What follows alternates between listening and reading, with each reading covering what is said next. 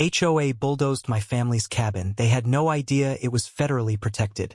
The air was thick with pine and the acrid tang of diesel.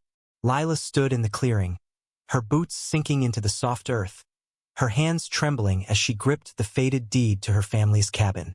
The cabin, or what was left of it, lay in ruins behind her, its century-old logs splintered by the bulldozer's indifferent blade. Her chest tightened as she stared at Tom, the HOA president, his weathered face unyielding.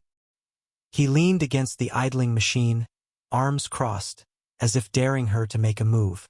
Beside him, Agent Carter, a federal land officer, scanned his clipboard, his lips a thin line of bureaucratic detachment. The forest, once a sanctuary, now felt like a courtroom. Lila's family had built the cabin in 1920, a refuge in the Oregon wilderness, passed down through generations. It was more than wood and nails. It was her grandmother's laughter, her father's stories by the fire, her own childhood summers chasing fireflies. When the nearby Karen Heights development sprang up, the HOA had eyed the cabin with disdain, calling it an eyesore that clashed with their manicured vision. They didn't know or didn't care that the land was part of a federally protected historic site, safeguarded by a little-known 1978 Preservation Act. Lila had found the deed in her father's attic after his passing. The paper yellowed, but the truth undeniable. The cabin was untouchable. Or so she thought. Tom's voice cut through the silence. "You're trespassing, Lila. This land's ours now. Eminent domain." His words were clipped, smug, as if the HOA's money could rewrite history. Lila's blood boiled. "You had no right," she spat, thrusting the deed forward. "This is protected land. You broke federal law." Tom scoffed, glancing at the bulldozer operator, a wiry man named Jake who avoided Lila's gaze. Agent Carter cleared his throat, stepping forward. "Ms. Harper, I'm reviewing the documentation. Until we verify, you need to stay calm." Calm? Her home was rubble. The confrontation had been brewing for months. The HOA had sent letters, then threats, claiming the cabin violated their community standards. Lila fought back, citing the deed, but the HOA's lawyers were relentless.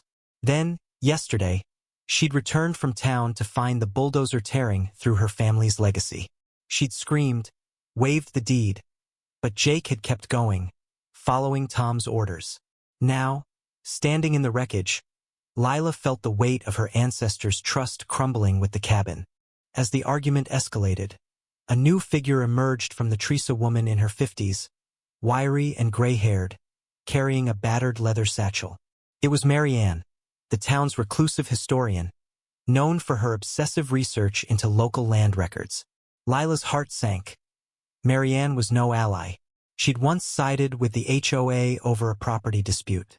"I heard the commotion," Marianne said, her voice sharp. "Lila, you're wrong about the protection." Lila froze. Was this another betrayal? Marianne pulled a folder from her satchel, her hands steady. "The 1978 Act protects the land, but there's a clause structures over 100 years old needs secondary verification. Your cabin's deed was never fully registered with the feds." Lila's stomach dropped. Tom smirked, sensing victory. But Marianne wasn't done. She turned to Agent Carter, her eyes gleaming with purpose. "What Tom doesn't know is that I found a 1921 survey in the county archives last week. It confirms the cabin's statusfully protected. No exceptions. The HOA's actions are illegal." The air shifted. Tom's smirk vanished, replaced by a flicker of panic. Agent Carter's brow furrowed as he took Marianne's documents. "This changes things," he muttered, glaring at Tom. "You were informed of the pending review. Why proceed?" Tom stammered, his confidence unraveling. We thought it was clear. The community voted." Lila's voice shook with rage. "You voted to destroy my family's history for your gated paradise." Jake, the bulldozer operator, finally spoke, his voice low. "I didn't know, Lila. Tom said it was legal. I got kids to feed." His guilt was palpable, a crack in the HOA's armor.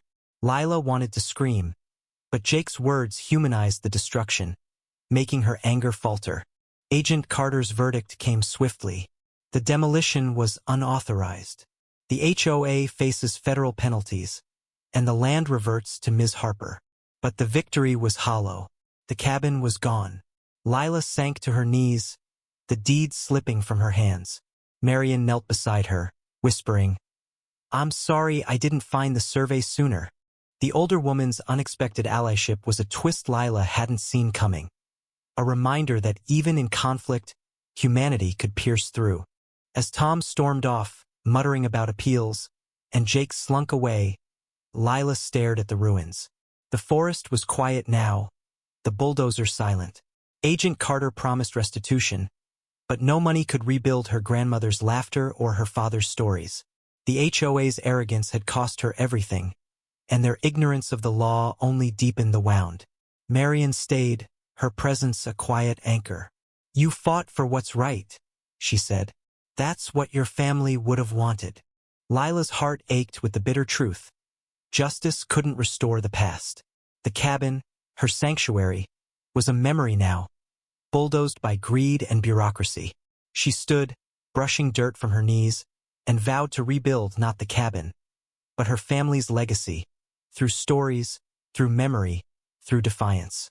What would you do if your home was destroyed by someone else's vision of progress? Share your thoughts on justice, community, and what makes a place truly yours.